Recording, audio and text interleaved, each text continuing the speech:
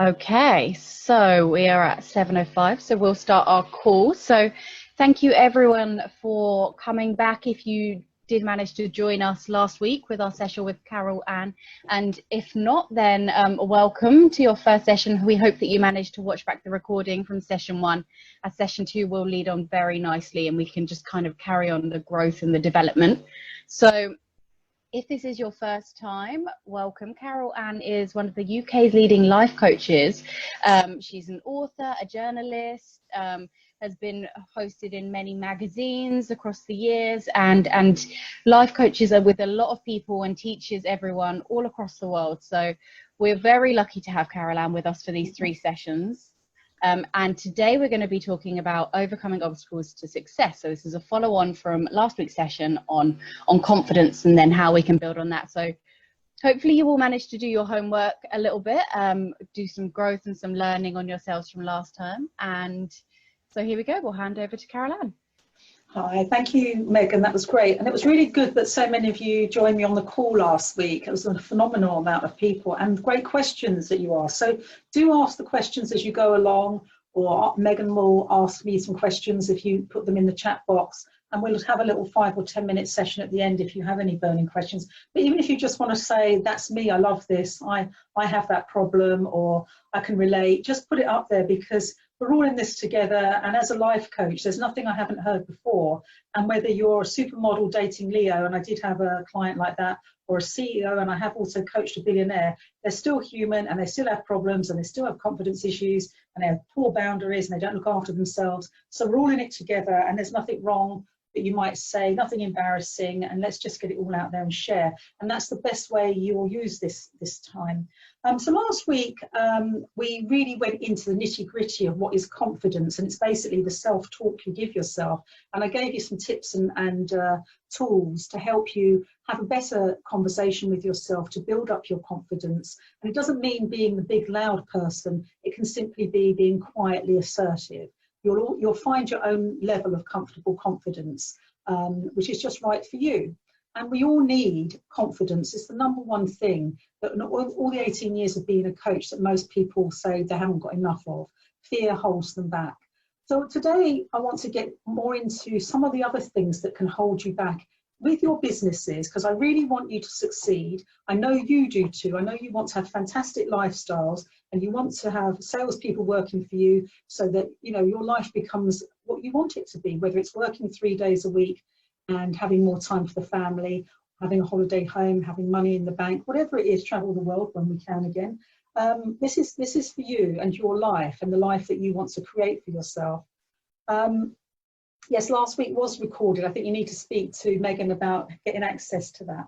So let's have a look at the slides, and I'll talk you through this. Have your pen and paper ready, because I'm going to talk to you about some other things that get in the way between you and the success that you wanted. So we talked last week about what is confidence, and confidence is really feeling able to speak up for yourself, to do what you want to do. If you can go to the next slide, please, Megan. Basically feel that nothing's holding you back, that you don't feel shy, you don't feel after the event, oh gee, I wish I'd done that, lying in bed thinking, wow, I wish I'd said that, I should have taken the opportunity while I had the chance. So confidence is basically living in the moment and being your best self, but not letting fear hold you back. So please have a look at last week's hour-long recording, 45 minutes, because there's some real top tips on how to boost your confidence. So we're moving on this week to look at some of the hidden ways that your confidence can be affected, not just because of your personality or the conversation you're having, but external factors as well. Thank you very much, getting lots of thank yous, which is lovely. So should we move on to the next slide? And I'm going to explain what this means. Thank you, Megan. So having strong boundaries with other people is what confident people have. So confident people do their own thing, know what they want, manage their time brilliantly, say yes and no quickly to the things that they know that's going to suit them. They have strong boundaries around them, so other people know how to respect them, how to respect their time, and to not overstep the mark with them. Now, the trouble is, a lot of underconfident people have very weak boundaries. And what that means is people take up their time, other people's needs dominate them. They don't know how to say no without feeling, oh, I hope that person doesn't dislike me because of it. So I'm going to run through a few things here, and this will help you identify if you have a weak boundary, because when your boundary is breached, you will feel some of the following things. You might feel hurt. You might feel overlooked. People are talking, but they're not listening to you. Never listen to, despite repeating things over and over. A lot of women have this with partners who just blank them out. Taken for granted. Yeah, oh, you can pick me up, you can drop me off, you'll look after the kids. Hold on a minute, you know, being a bit of a dog's body. Ridiculed, bowed mouthed, or made the butt of jokes by family and friends. That is a boundary that is being breached. When you feel vulnerable, overworked and underpaid, we can all relate to that one. Treated like a dog's body, undermined, underappreciated by the people you help, threatened, belittled, ignored, or being a bit of a mug. Now, any of these things can make you feel, God, you know, that person wasn't very nice to me, they were a bit rude, they're not honouring me, they're not respecting me. And women have this problem quite a lot because we also like to be liked. Now, strong boundaries is the line. The first boundary is, the human boundary around us is, you're not allowed to steal from me. Please do not use abusive language or shout at me. Do not touch my body without my permission. Those are the basic societal human boundaries. The next level is what we have to put in place. Please say thank you. Please don't waste my time. Please listen when I'm talking. Please don't take me for granted. Please don't speak over me or ignore me.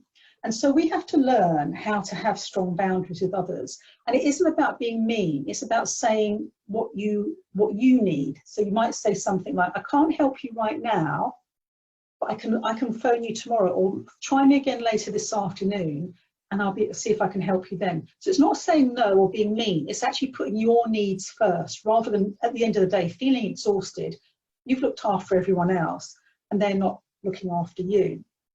I had a client, and her mother had trampled all over her boundaries, and she used to come round for what she said was tea with the grandchildren once a week. She would arrive on her mobile phone. My client let her mum in. She would put the phone down and pick up the landline and speak to her boyfriend. The grandmother speaking to her boyfriend, and then she'd make this gesture like, oh, cup of tea, please. So my client said, this is really rude. My mum comes round, she's talking to her boyfriend on the phone, sits down, makes chat. I said, well, what can you do differently? She said, well, no, I'm scared of my mum. I said, why don't you say that we just had the phone bill in, you can't use the landline, and actually the children and I really want to see you properly. So when you come, can you not be on the phone? And she said it to her mum, and when she opened the door, she said, no, mum, can you put the phone down? And her mum looked at her like, But finally, after repeating this, her mother started to respect her boundaries. And a new kind of respect for her daughter came. She said, my mum looked at me for the first time like I was an adult human being. And that's what strong boundaries do for you. They give you respect. They make other people think, oh, okay, I know where you begin and end. And I also not overstretch things or push the mark for people. So boundaries that are infringed can be time wasters, people who are phoning you all the time with their problems. When you sit down for dinner, your friend has just been on a Tinder date, wants to download to you, you're having dinner with the family. Boundary is, not now, love. What about tomorrow? I give you a ring at 10 in the morning. This is how you start to build your confidence and people start to respect you. It's not easy, but confident people have strong boundaries. Next slide, please, which goes nicely into people pleasing. Thank you, Megan. Now, people pleasing is carrying a heavy load to be liked by other people. And this is, again, I hate to say it, ladies, very much a sort of thing we do because we want to be liked and we want to be feminine and we want to be cute and we want to be, you know, everybody's pal. But it's exhausting. It's exhausting pleasing others. And actually, it's not very truthful because you can't please everyone. And it's entirely okay to please yourself. And that's what I call being responsibly selfish. Looking after yourself first, and then you'll be a good mother, a good parent, a good partner, a good best friend, a good sister, a good daughter, because your tank is full. If you're running on empty, you can't do all those things, and you certainly can't run your businesses if you're making sure everyone else is happy, but you're not. I was working with a client once, and he said, it was a guy, I'm a people pleaser, which actually means I'm a liar. I said, what do you mean? He said, I don't say to people what I want. I expect them to know. Well, you know, no one's a mind reader. And then he exploded. He said, like, I'll go out with a girl for a few weeks and we'll do everything she wants. And then one day I'll just go, for goodness sake, don't you know I don't like Japanese food? Or don't you know I don't like that kind of movie? And she said, no, because you didn't say. I thought you're one of these nice guys who go with the flow. And that was the thing he was putting out. I'm really nice, whatever. But really, you're not honouring your needs. And I suppose the fear is, what if people don't like me? Well, actually, the weird thing is, they'll like you more for saying what you want. Actually, I don't like Japanese food. Can we go for a pizza? Actually, I didn't like that kind of film. Can we go and do something else? Can we go and do karaoke? People don't dislike you because you have an opinion. So it's about having confidence to say, that's not really for me, but what I can do is meet you afterwards, or that's, you know, I wouldn't really enjoy it. But if I do go, can we do my thing next time? So be really aware of when you're always putting other people's needs before your own, because it's exhausting and it's not serving yourself properly. And I think you need to start respecting what you like and what you need, and other people helping you out with it. You know, there's a kind of strength in saying to others, how can you help me today? I'm always helping you. And some of the indicators that you might be a people pleaser is taking no credit for accomplishments, apologising when it's not necessary. Oh, sorry, it's probably my fault. What if it wasn't? Worried what people might think or say about you. Oh, I daren't do this because, you know, people might not like me. Or I better not earn a lot of money because my family might take mickey out of me or think I'm above myself. Always putting other people's needs before yours. Saying yes when you actually wish you could say no. Holding back or not saying what you really feel because you're worried about what other people will think. And yet you know as well as I do that late at night when you're lying there, you're thinking, gee, I really wish I had said what I felt there. I just wanted to be the nice guy. That's one of the things that can really hold you back in business, because at the end of the day, you have a very clear idea of what you want for your business.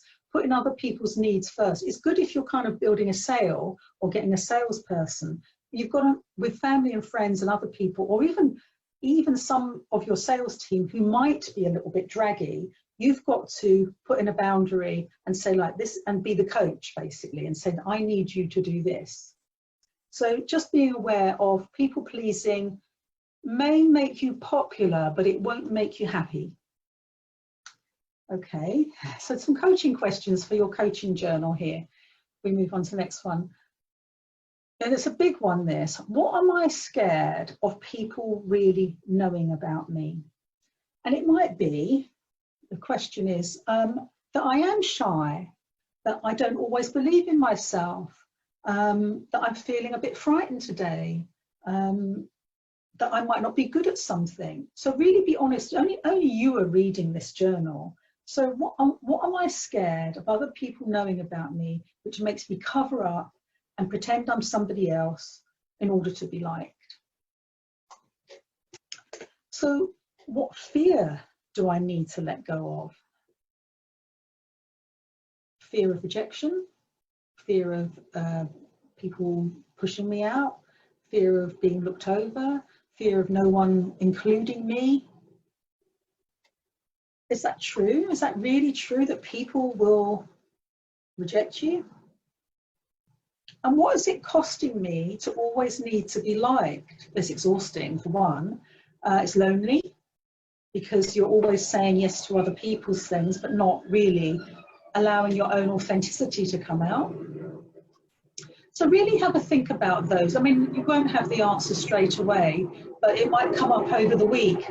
You might notice you're doing it, and then you'll think, oh, I'll write that in my journal. What is it costing me to always be liked? So let's move on to the next slide.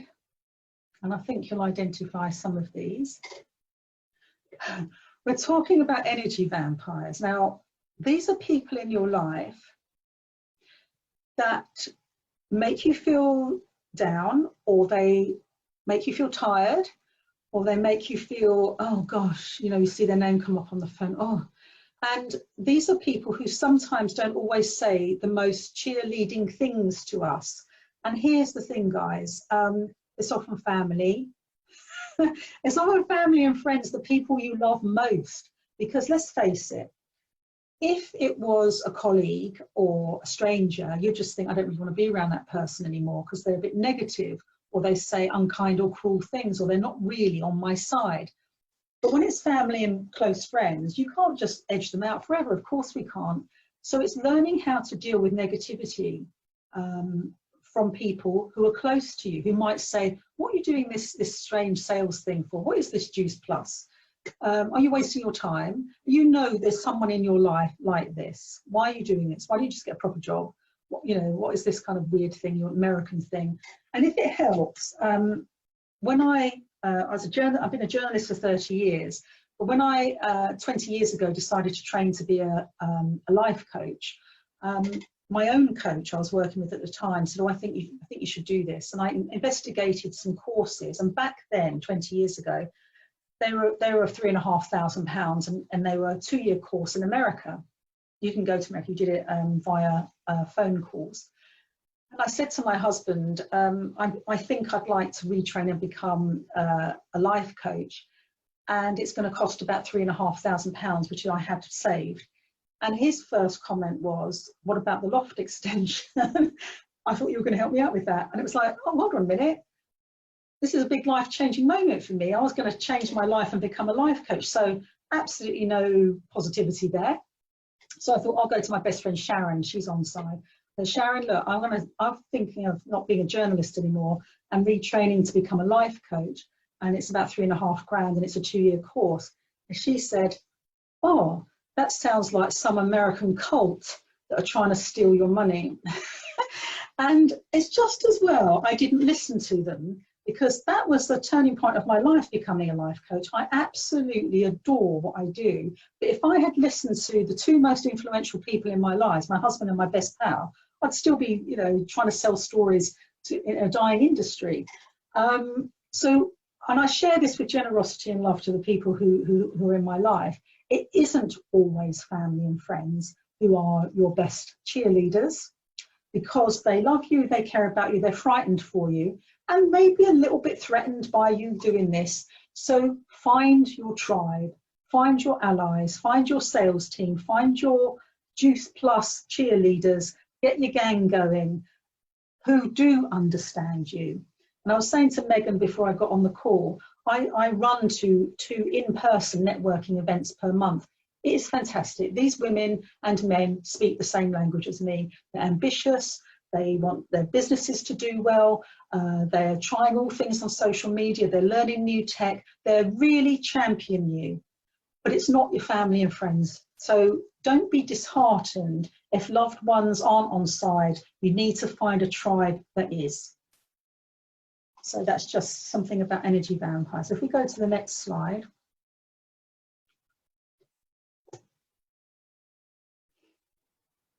And it's a quick one. You want radiators, people who radiate joy and positivity and hope and optimism for you, not drains, not people who drain you. So very simply ask yourself, and it might be worth in your journal, list of the radiators in my life. And it's not judgmental, they're not bad people, they just don't get it. And the drains, the ones that you might have to limit your time with, or quite simply, don't share your big dreams with the drains because they're not getting it.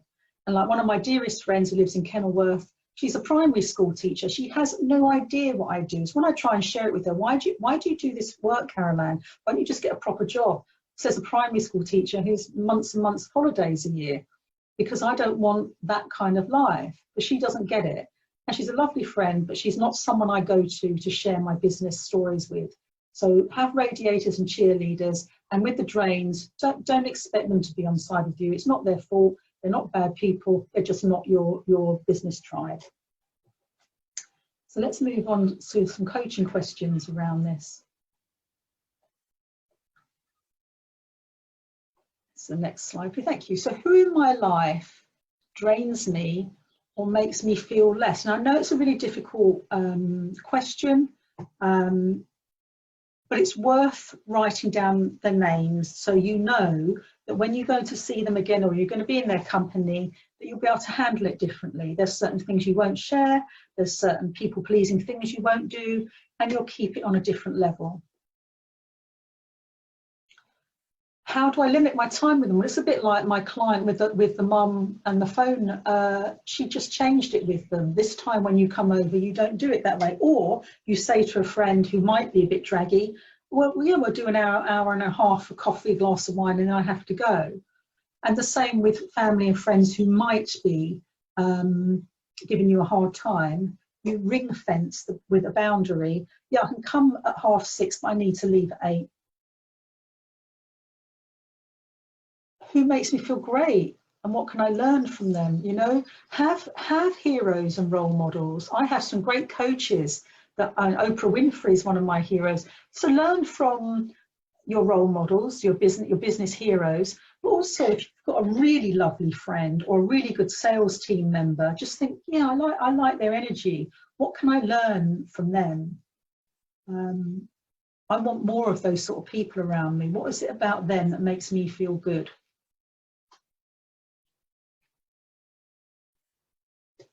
I hope you're not feeling uncomfortable. I haven't had many comments come up in the chat box yet, so you're all thinking about who's my drain, who's my radiator.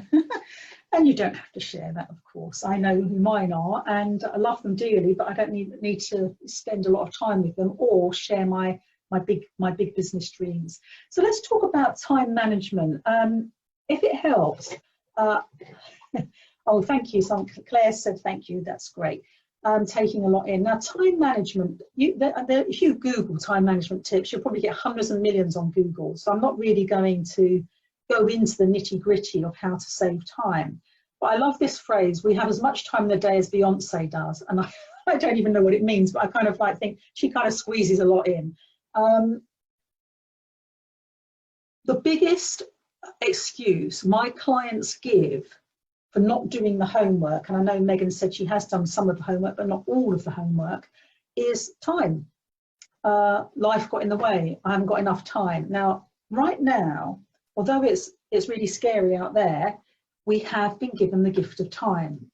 And here's the thing, right? We can make time last as long or as little and waste a day or have a really productive day. The choice is ours. But there are a lot of time bandits out there, things that take up time. And you know what I'm talking about, social media. My husband and my best friend are drains too, right? Welcome to the club. Thank you, Leanne. Yeah, me too. So I think, as we said last week, having a very small to-do list of 3 really productive things if you could do that day. Remember that social media is a time drain.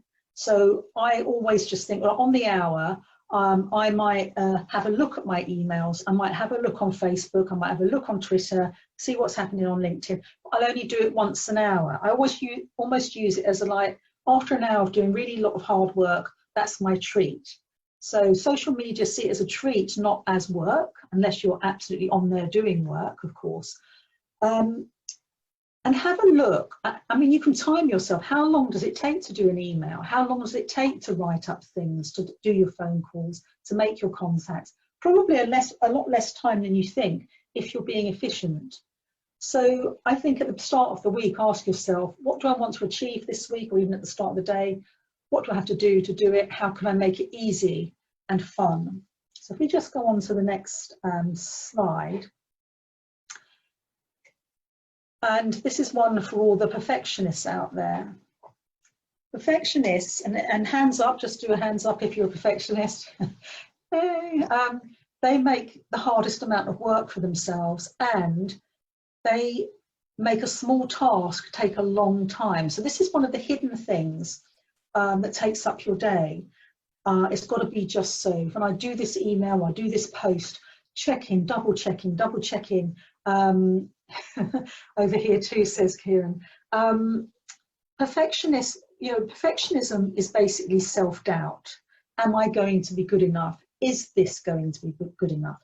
Now, you want your hairdresser to be a perfectionist. You don't want a hairdresser who's doing this with your hair. You want your hairdresser to be a perfectionist. You want your cake icer to be a perfectionist. You want when you go for a restaurant, the person who does your food to be a perfectionist.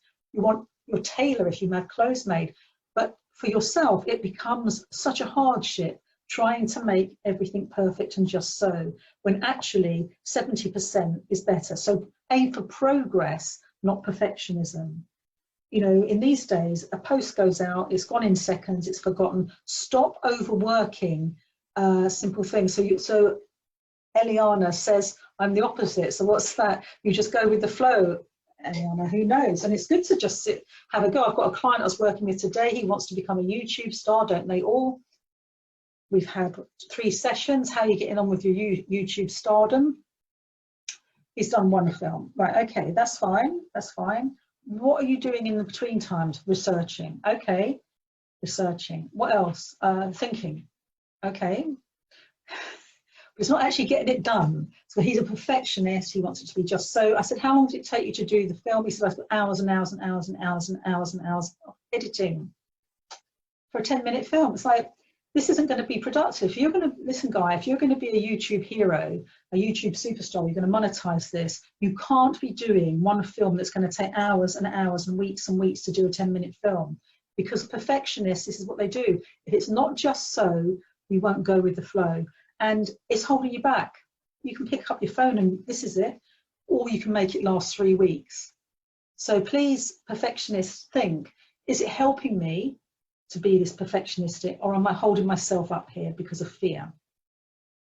And I put that in the time management thing, because perfectionists do give themselves a lot of hard work and it might not be necessary. So that, again, that's down to confidence. So let's go on to the next one. And I ask you all, who here is a procrastinator? Yeah. Well, everyone really.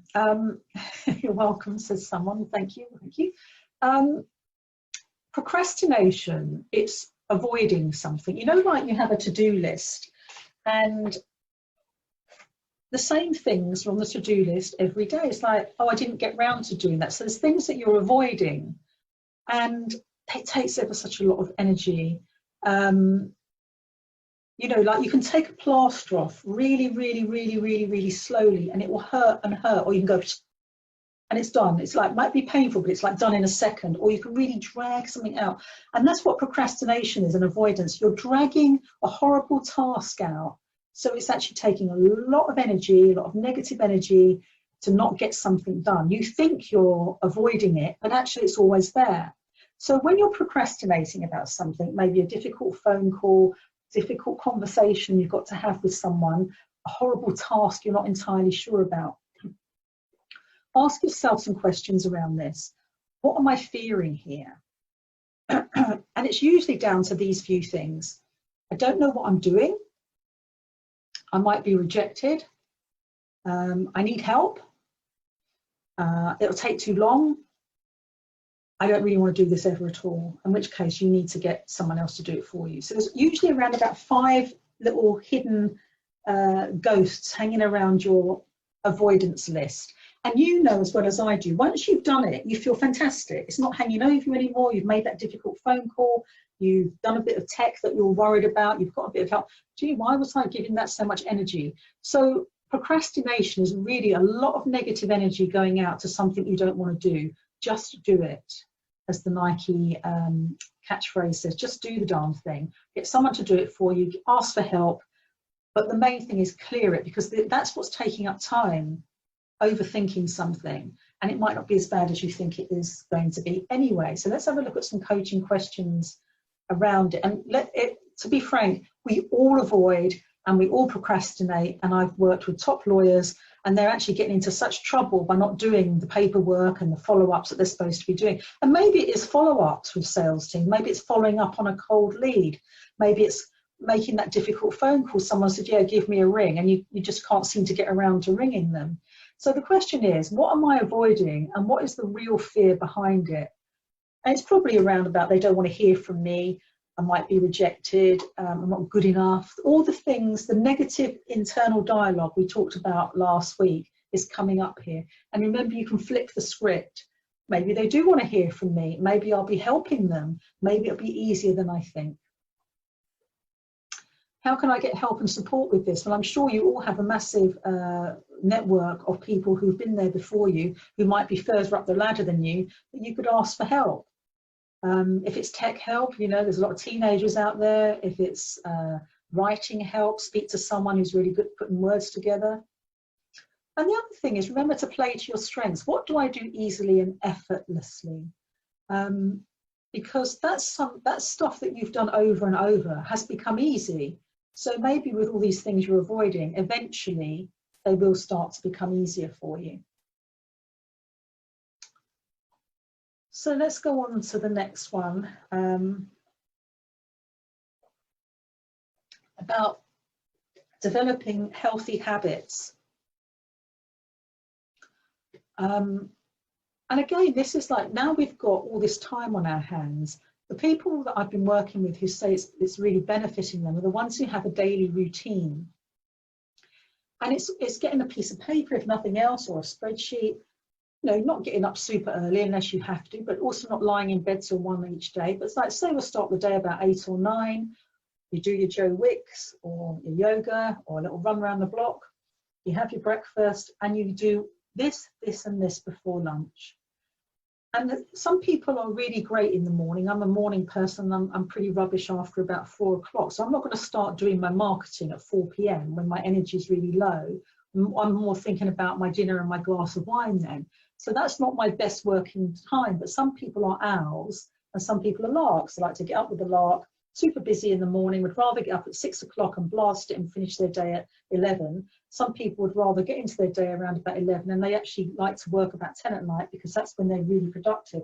So start to know when your energy lies and how, you know, when you're at your most productive.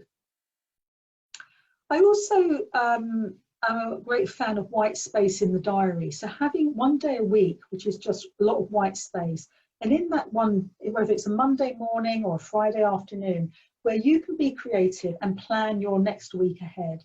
So if it's Monday morning, I might do 9 till 1, where it's white space in the diary. What do I want to do this week? What creative things can I do? What can I develop? What's my marketing going to look like?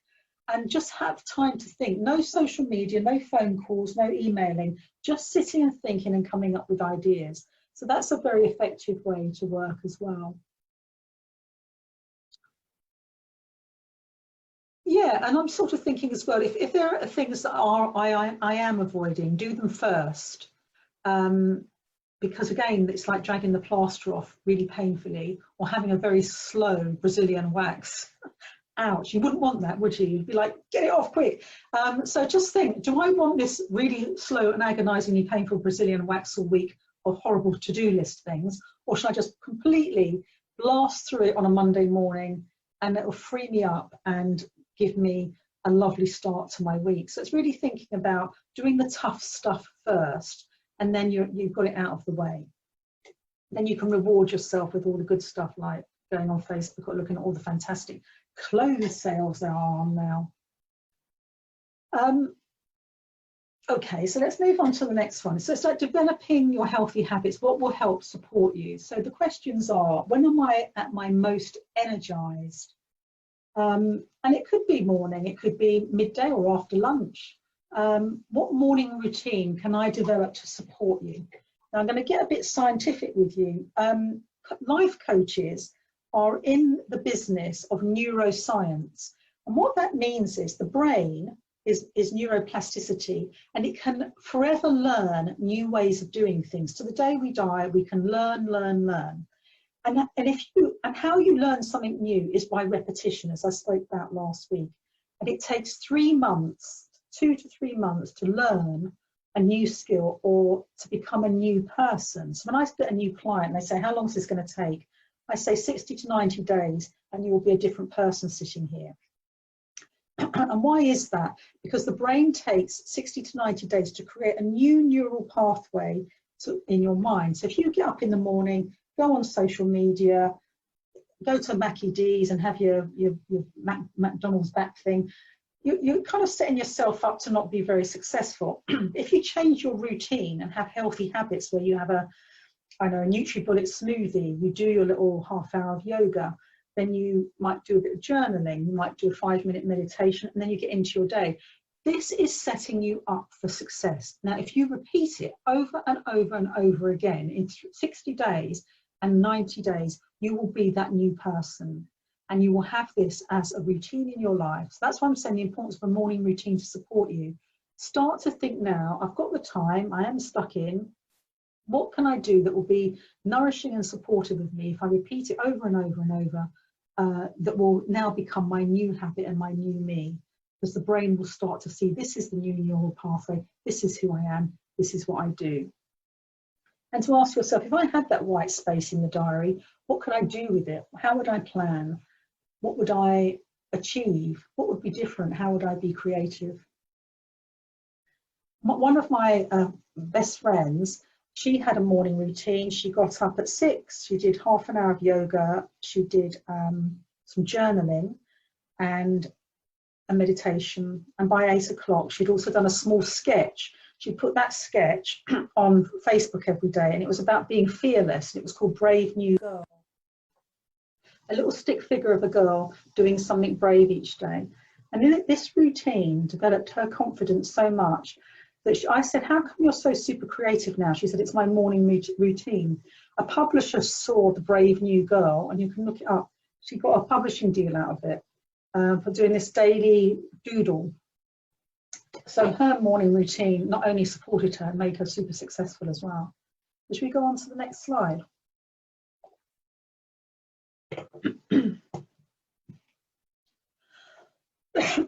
So the last slide really is about radical self-care.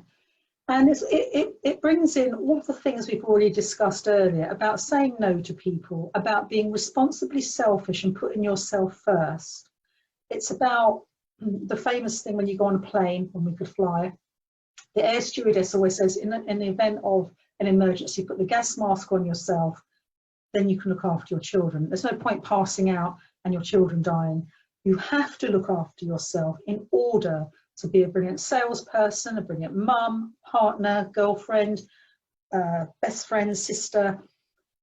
So radical self-care means all these things here: time out for meditation, having a good night's sleep, being in nature, drinking lots of water, eating beautiful food. And also, everyone on the call, you're in the business of health and nutrition. You are your own brand here. So let's model it for people. Let's say this is how it supports me, and the things I sell will give me a fantastic life. The things that I sell set me up for all the success I want in life. And this is what you need for you as well. And it's not about grabbing something. It's not about not meditating. It's not about, oh, I'll do that tomorrow, because tomorrow never comes. It's about having that healthy routine where you have radical self-care. You are responsibly selfish. You put yourself first so that you've got a full tank to give to everybody else. That's how you have to see it. It's responsible selfishness. And then you feel, my cup overfloweth. When your cup overflows, you've got kindness, generosity, all sorts of time to give to others. If you're running on an empty tank, you're going to feel grumpy, resentful, tetchy, angry, you know, in despair, or just not ready to do anything. So this is the importance of radical self-care, really, really super looking after yourself, because you don't want to get the success you want and find that you got there and you're burnt out, you've got no friends because you've been grumpy of everyone, and you just think, well, here I am with my big car, my fabulous house, but I feel like crap and no one likes me. So like, it's like, enjoy the journey to your success, but really, really put your seatbelt on first. Make sure you've got a lovely breakfast ready to go, and you've got plenty of time to be your best self, to have the best business too. So I think that's me talking for a while. We'd love to hear any questions that you may have had. And the last slide is a little quote from me. When you look after and improve yourself, you add a gift to the world, which is true. If you are your very best self, every single one of us benefits. So any questions? Thank you. Thank you, Caroline. That was fantastic. Do you actually have a couple of questions that popped up? I'll just leave your last slide up for now so people can see your details. So we have one, I'm just scrolling back. Eliana that says the white space, is that during the 5 working days or in the weekend? I think it's definitely the working days. And it's like, I mean, say if all of you were in an office, the white space would be no phone calls, please, no meetings, no stupid meetings that take up time, no one interrupting, no emails. You'd sit with your diary, you'd start thinking about what can I do with my social marketing? What can I do differently this week? It gives you time to plan and not feel overwhelmed. You're planning ahead rather than living day by day, mouth to mouth, task to task. You've planned your week, so you feel in control of it. Thank you. And then Ladybug said, how do I know when is the most effective time for me? How do I measure it? Yeah, when you feel great. I know that at 4 o'clock, I'm just yawning all the time until I've had my dinner, and then I'm not very good in the evenings. This is fine because it's just lovely to chat with you, but anything like academic or writing or really thinking about things, I'm just depleted by then. But some people I know get a kind of second wind in the afternoon and they love to go. So just sort of ask yourself, when am I most productive? When do I feel best in the morning? Some people are terrible in the morning. It takes them hours to get into the day. And, don't even speak to me till I've had coffee type people, it's like, okay, that's fine. But they're the ones up at 10 going, I'm raring to go in the evening, it's just people just find their times. And that probably answers, we have a question here from Galaxy 840, probably not their real name, said, I have so much trouble getting myself out of bed. When I'm up, I'm okay, but what can I do to get myself up? Do you remember we said last week a nice morning routine is before you get out of bed is to try and smile before you even get up, and to think of 3 things that you're really super looking forward to doing that day, whether it's getting through your to-do list, speaking to a friend, 3 delightful things, or a nice lunch you're planning. So getting up actually seems like a positive move rather than a draggy thing. Like you think, I'm actually really looking forward to the day, or three things that you are going to achieve or be grateful for that day. I think that means the start of the day is less dread and more kind of dynamism. Perfect. So we've got another one. What if your energy drainer is your spouse? What if?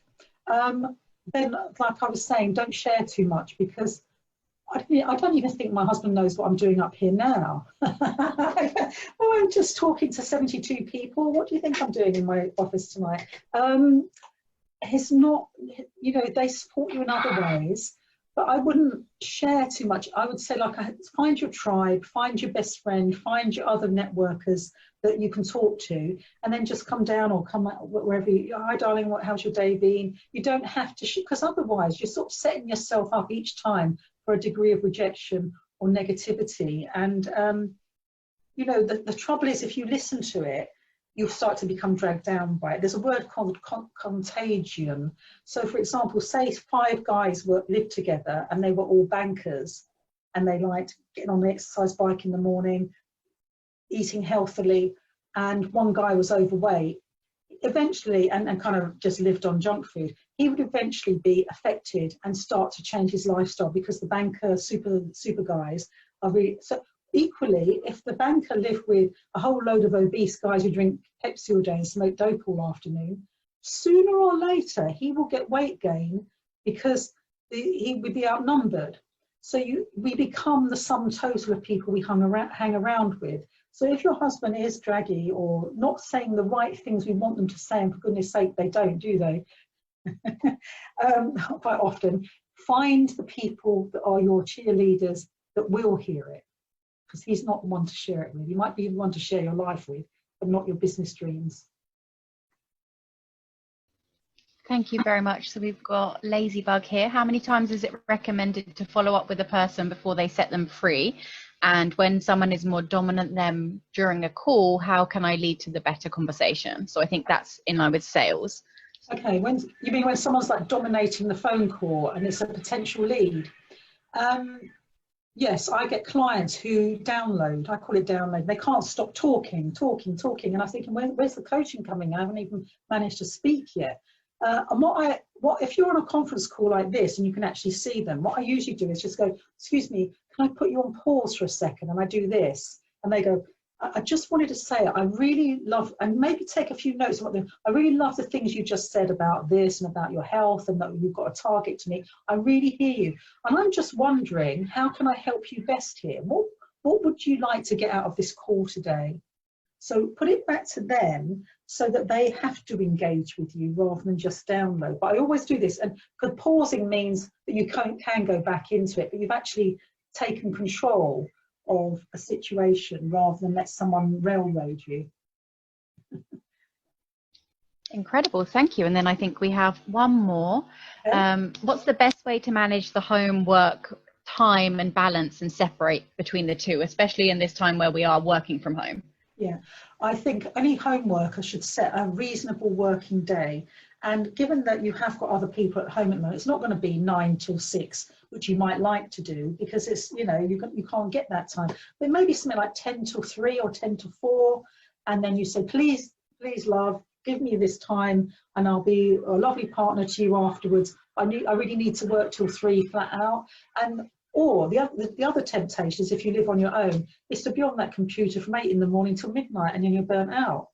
Which is because we love what we do, we can overwork things and never stop working because the computer allows us to have Office open all day. But here's the thing, don't be your worst psycho boss. You work for yourself, so don't become the psycho boss you never wanted to work for, you know, like never giving yourself a break, working when you're ill, not giving yourself holiday time. You're the boss, you set your hours.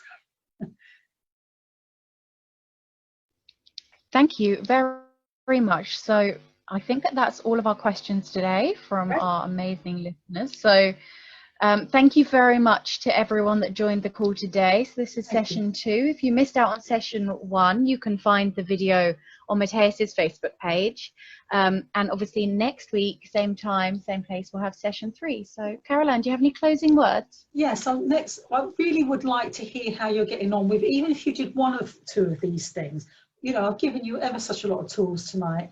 1 or 2 over the weeks will amount to some big changes. And next week, I'm going to show you how to be your own life coach and coach your teams as well. So I'm going to show you some of my tools and techniques so you can get an effective communication going with your teams and potential salespeople. Amazing. Thank you so much. So that's one not to miss next week. So big thank you to all of you, and massive thank you to Caroline for your time again and your words of wisdom to everyone. We've all learned so much. I myself, I have 2 pages of notes here, so I can't wait to get started on growing myself. So thank you very much, and thanks very much, have a lovely evening, everyone. Bye for now. Thank you. That was great.